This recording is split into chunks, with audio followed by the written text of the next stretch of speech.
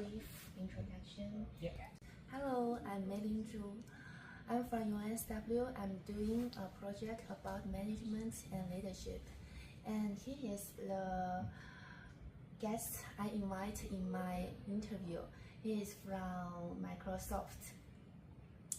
And he has been in his industry as a leader for so many years. So today I'm going to ask you some questions about leadership and management. Yeah.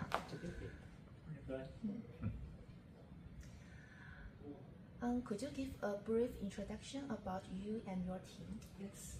So my name is Peter Singh. I'm the data and AI specialist at Microsoft, focusing on everything around AI and Azure, and things around what we're doing for customers in creating their analytics platforms. My team composes of people like technical specialists that look at data architectures for customers. We went through the wave of big data, and now we're using that data for the intelligence revolution. We also have cloud solutions architects that look after the customers when they're going into production. Yeah. And what's your daily routine work as a team management? What's your daily routine work as a team management?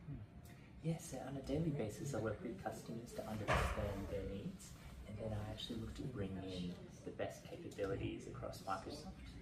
So whether they might need some technical initially at the pre-sales level, they look at the initial assessment of the architecture, all the way through maybe have an existing purchase product or an existing cloud solution architect to come in and ensure that they're deploying it correctly. So across the board, I work on the education sector, so that includes customers like UNSW, University of Wales, and looking at how we can help consolidate their data architectures, because one organization as big as UNSW composes of many different stakeholders, many different businesses there. And for me, it's really looking at what each business's needs are, and also working with the central data team at UNSW to consolidate that so they can maximize the use of Microsoft products and their solutions. Yeah. What do you think about the key characteristic of being a management? Yeah, the key characteristics I think about management is understanding strategically what's best for the customer, and you also bring in the best capability from the team. In terms of my management style, it's all about a meritocracy, so everyone can bring the best ideas to the board, and those that can execute the best also can actually help service that customer as well. So yeah, that's sort of been able to democratize that access to whether it's talking to me on Microsoft Teams and being able to distribute that as a team. So set the strategy and then bring in the best people to help execute on it. How do you lead people from different cultures? Yes, that's right. So we at Microsoft have lots of initiatives around diversity and inclusion, and understanding that in order to bring the best for our customers, we also need to bring in understanding of each cultures and each of the way they work best. So for example, they have Asians at Microsoft. So this is actually looking at celebrating whether it's East Asian, South Asian, all of the sort of diversity of understanding cultures. We celebrate that and bring it into the workplace, because an understanding of how we work with each other as Microsoft employees, it also reflects on how we understand our customers and bring out the best capability as well for our customers. So that's the different cultures and aspects.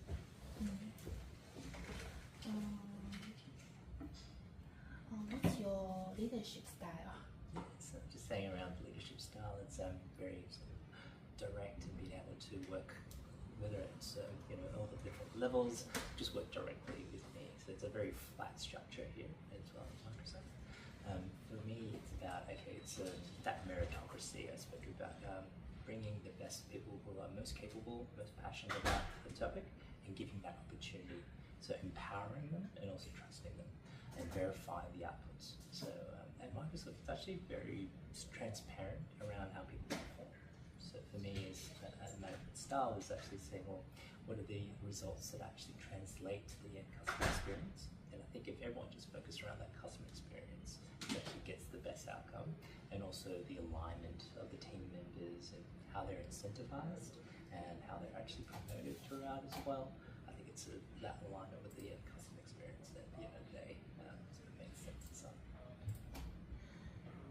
you ever questioned your leadership style when you are leading a team through a changing time? Yeah, definitely. I think during the COVID times when everyone's still locked down, and they were just using Teams, Microsoft Teams as a way to report each other.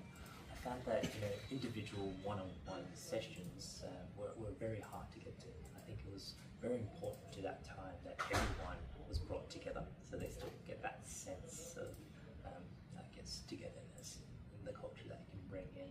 Because during the lockdowns, I realized that unless you actually bring in people on a day-to-day basis, have daily stand-ups in the morning to help them feel the energy and the passion that they can bring to the work, that actually drives a negative spiral during the lockdowns. So if you're by yourself at home, having to do work by yourself, you basically don't feel the same way as you would if you attend the office, and that sort of same level of culture as well. So for me, I learned that actually having those daily touch points together with the team every morning is a good way to sort of set that sort of rapport as well. And everyone feels like they're all solving the same problems for the customer together, and they can actually share their knowledge and their learnings as well. So yeah, it's sort of now that's how we operate as well. In teams, it's more inclusive, making sure that everyone is copied in that sense. Even though our time is precious and we always have back-to-back meetings every day, it's good to actually be able to view where everything is. Being copied in on meetings as an optional attendee, being copied in emails so that you can see where the flow of information has gone to the customer, to the solutions that are delivered. So yeah, it's been more transparent. It's actually that leadership style that's made it really work. Yes, transparent. Yeah. Yes. What's the atmosphere of communication in your team? I think it's very good. Yeah, that's right. I think communication is very important. I think because if you're out of sight, you're out of mind. And having something like Teams where you can chat to each other, or WeChat, to be able to communicate with each other, tell each other the background around what's happening, so that you don't feel like there's a black box of what comes out. So having that transparency again, and understanding where things are at, whether it's something that as an individual they might be going through some challenges, they might be having sick leave or travels, or have some family matters to attend to. In this day and age, I think post the lockdowns, people have got this sort of work-life integration happening already. They work from home, they drop their kids off at school, and then they come back to continue on the meetings. So it's a lot more flexible now. But being able to communicate that through to everyone to understand where people are at, I think that's been the most important one. Yeah, it's having sort of almost like a direct brain-to-brain communication. Yeah. What are the key elements, or have you looked forward some methods of effective conversations in managing conflicts? Yes, that's right. I mean, conflicts is nothing new. I think it's going to be on all aspects of life, whether it's in personal life or in the workplace, or even at the society level.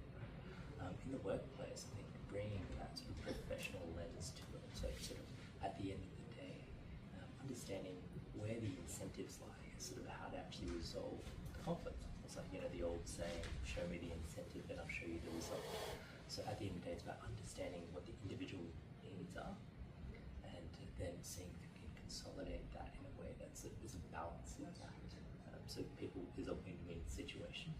When you don't see that being resolved, is often because of the structures and processes themselves, and that's when you've got to call out that the system is misaligned to the individuals collaborating with each other.